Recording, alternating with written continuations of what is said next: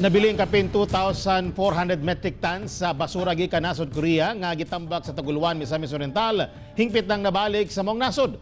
Dugang detalye atong Siren pinaagi sa live report ni Cyril Chavez. Siren.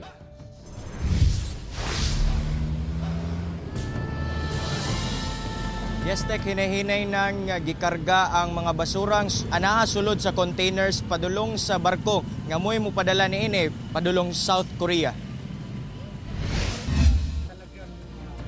Makonsiderang kadaugan dili lamang alang sa Bureau of Customs 10 ug katawhan sa Taguluan apan sa tibuok nasod Pilipinas ang pagbiyahe sa ikaduhang batch sa mga basurang gikan South Korea nga gitambak sa Taguluan, Misamis Oriental. Usa ka re-exportation ceremony ang gipahigayon aging pag-turnover sa mga dokumentong gikinahanglan. Be sure that when the vessel arrives, they will take all these 60 containers back to where it belongs, and that is to the Republic of Korea.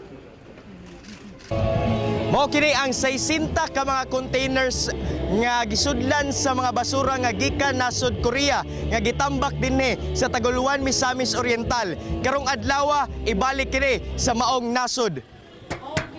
Ang maong mga basura nga moabot sa 2,400 metric tons gipangsulod og container van nga gibiyahe sakay sa MV L8H Nordmarsh. Samtang ang ikatulo og walahing shipment schedule mahitabo karong umalabot nga February 9 alang sa 2,600 metric tons nga basura. Lahat ng mga tumulong na tao na naniniwala sa ating advokasya na ang bansa natin ay hindi basurahan kung hindi isang bansang makapangyarihan na kaya magpalayas ng basura na makapangyarihang bansa. Human sa seremonyas, gilayong gipakita ang sulod sa maong mga containers o gisirad-an isip pagpamatuod nga silyado kini.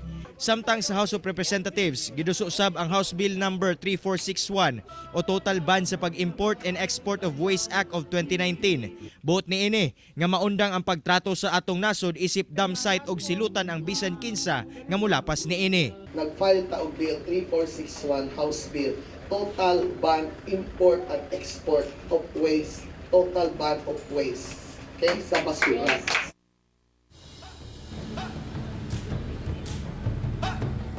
Sa karon wala pa impormasyon kung unsang orasa makalakaw ang maong barko. Apan pasalig sa mga otoridad nga kung ugaling mahuman na ang pagkarga sa mga containers, gilayon kining mobiyahe padulong South Korea. Tek. Okay, daghang salamat Cyril Chavez.